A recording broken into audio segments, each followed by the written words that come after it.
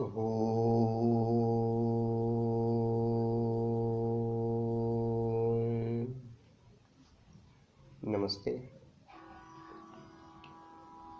प्रेम जब इस सीमा पर पहुंच जाता है तब सभी संकट और आपत्तियां किस प्रकार तुच्छ होने लगती हैं, यह परम संत तुलसीदास के जीवन में देखिए। वे नवयुवक थे, नया नया विवाह हुआ था। पत्नी से पागलों जैसा प्यार करता था। विवाह के पश्चात कुछ समय वह तुलसीदास जी के घर में रही। तब कुछ दिन के लिए पितृगृह चली गई। तुलसीदास जी ने एक दिन प्रतीक्षा की, 2 दिन प्रतीक्षा की, तीसरी रात वह विछोह सहन न हो सका। अंधेरी रात थी, आकाश में बादल छाए हुए थे, हाथ को हाथ नहीं सूझता था। परंतु तुलसीदास घर से निकल पड़े, ग्राम से भी निकल पड़े।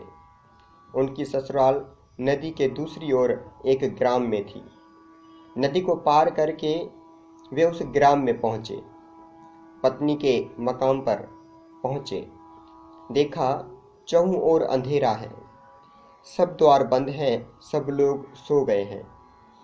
मकान के पीछे जाकर देखा कि ऊपर से जिस खंड में पत्नी रहती है उसी की एक खिड़की से एक रस्सा लटक रहा है। उसे पकड़कर खिड़की में पहुंच गए। उस कमरे में जा पहुंचे जिसमें उनकी पत्नी सोई हुई थी। जाकर बोले, मैं आ गया हूं। पत्नी ने शीघ्रता से दीपक जलाया। उन्हें देखकर आश्चर्य से कहा, आप इस समय आधी रात में? तुलसीदास बोले, मिलने की इच्छा थी, चला आया। पत्नी ने कहा, परंतु ऊपर कैसे आए?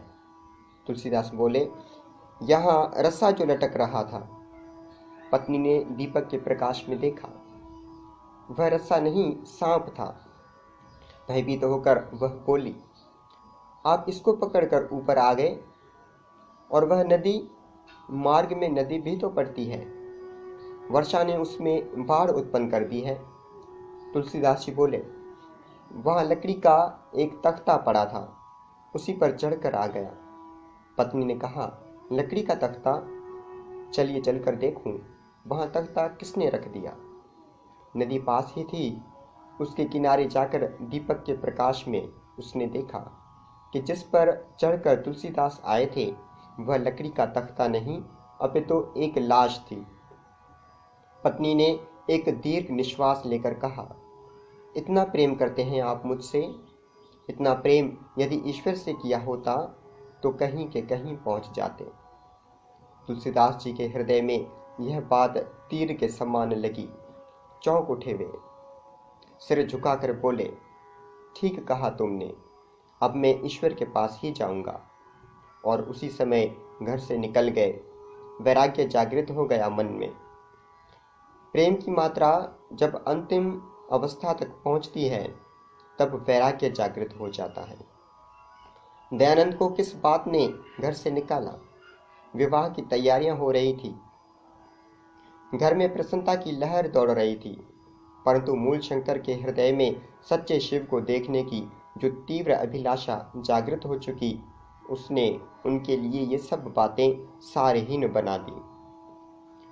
सब कुछ छोड़कर वे चल दिए। नर्मदा के तट पर रहने वाले योगियों की झोंपड़ियों में एक एक कुटी में गए। एक एक महात्मा से प्रार्थना की कि शिव के दर्शन करा दो। उन योगियों ने उन्हें हठ योग के साधन बताए, परंतु उससे शिव के दर्शन तो नहीं मिले। तब वे उत्तराखंड की ओर चल दिए। वहां बूढ़ा केदार, गंगोत्री, जमुनोत्री, उत्तरकाशी, प्रत्येक स्थान पर योगियों के पास जाकर एक ही प्रार्थना करते रहे, दर्शन करा दो। यह उत्कट उत्कट प्रेम उन्हें स्थान स्थान पर घुमाता रहा। हिम से भरी नदियों में शरीर छलनी हो गया, पांव में छाले पड़ गए, परंतु वे रुके नहीं। ओखीमठ में पहुंचा तो वहां के रावल ने पता लगा के महर्षि दयानंद यहाँ आए थे। उनसे पहले कि रावल ने उन्हें देखा था। उनकी सुनाई हुई एक घटना रावल जी ने सुनाई। महर्षि ने वर्तमान रावल के गुरु से पूछा कि यहाँ कोई योगी भी रहते हैं। रावल ने कहा, एक साधु ऊपर बर्फ के उस पार रहता है। स्वामी जी उसी समय पहाड़ की चोटी की ओर चल दिए। दिन भर बर्फ में भटकते रहे। रात्रि में वापस आए। वह साधु उन्हें मिला नहीं था, इसलिए महर्षि ने कुछ भी खाया नहीं, पिया नहीं। रावल ने कहा, महाराज थोड़ा सा भोजन तो कर लो। दयानंद बोले, नहीं, मैं खाऊंगा नहीं, पीऊंगा नहीं, आराम से बैठूंगा नहीं। मैं जिसे ढूंढता हूं उसे पाए बिना मुझे शांति नहीं। यह है प्रेम की सीमा। इसकी विद्यमानता में प्रत्येक कष्ट को सहना, यही तप है। ओम शांति।